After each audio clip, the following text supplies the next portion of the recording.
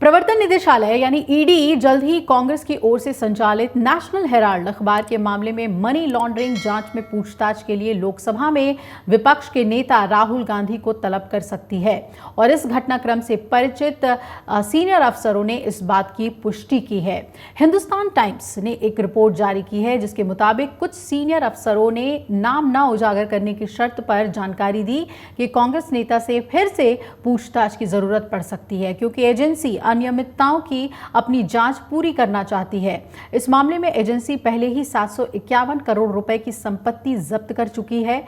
वहीं रायबरेली से सांसद राहुल गांधी से इससे पहले जून 2022 में ईडी ने 4 बैठकों में करीब 40 घंटे तक की पूछताछ की थी और उनसे यंग इंडियन प्राइवेट लिमिटेड के दैनिक कामकाज में उनकी भूमिका के बारे में पूछताछ हुई थी। इस कंपनी में वो अपनी मां सोनिया गांधी के साथ हिस्सेदार हैं। वहीं वाईवाई की ओर से एसोसिएटेड जर्नल्स लिमिटेड यानी एजेएल का अधिग्रहण, अखिल भारतीय कांग्रेस कमेटी आईसीसी की ओर से एजेएल को दिया गया 90.21 करोड़ रुपए के ऋण और मुंबई में एक संपत्ति के विकास से संबंधित लेन देन के बारे में भी पूछताछ की गई थी।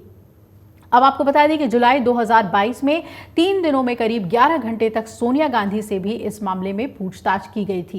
ईडी के एक अधिकारी ने कहा कि हम एसोसिएटेड जर्नल्स लिमिटेड की जांच पूरी करने और अभियोजन शिकायत यानी ईडी के चार्जशीट के बराबर दर्ज करने की सोच रहे हैं ताकि मामले की सुनवाई हो सके। राहुल गांधी समेत सभी जुड़े हुए लोगों को जल्द ही बुलाया जा सकता है। ये साफ नहीं है कि वित्तीय अपराध जांच एजेंसी सोनिया गांधी को भी एक बार फिर क्या पूछताछ के लिए बुलाने पर विचार कर रही है और या नहीं। पिछले हफ्ते राहुल गांधी ने यह दावा किया था कि संसद के हाल में संपन्न सत्र में केंद्रीय बजट पर चर्चा के दौरान उनके चक्रव्यूह भाषण के बाद ईडी उन पर छापा मारने की योजना बना रही है। उन्होंने कहा कि ये केंद्रीय जांच एजेंसी का बेसब्री से इंतजार करेंगे वो, और ईडी के अंदरूनी सूत्रों ने उन्हें बताया है कि छापेमारी की योजना बनाई जा रही है।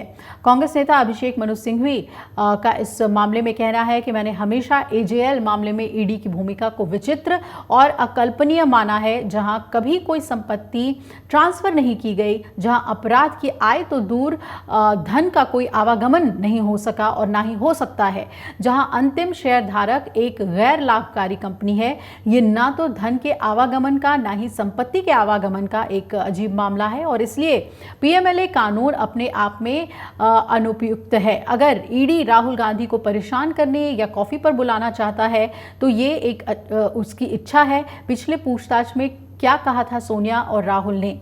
पूछताछ के पिछले दौर के दौरान सोनिया और राहुल गांधी ने दोनों ने ही ईडी अधिकारियों को बताया कि यंग इंडियन प्राइवेट लिमिटेड एक गैर लाभकारी कंपनी है और नेशनल हेराल्ड की मूल कंपनी एसोसिएटेड जर्नल्स लिमिटेड, जिसे कि 2010 में यंग इंडियन ने अपने अधीन कर लिया था, उसके वित्तीय लेन देन में दिवंगत मोतीलाल वोरा की ओर से संभाले जाते थे।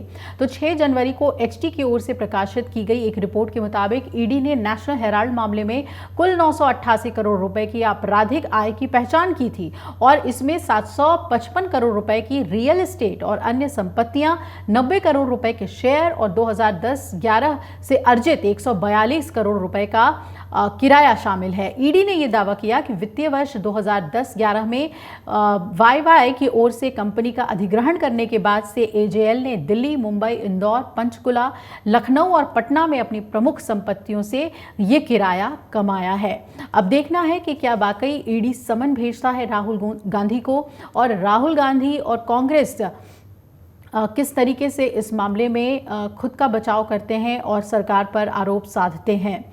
अगर आप ये वीडियो YouTube पर देख रहे हैं तो हमारे चैनल को सब्सक्राइब करें और बेल आइकन को दबाना ना भूलें। अगर आप Facebook पर ये वीडियो देख रहे हैं तो हमारे पेज को लाइक करें।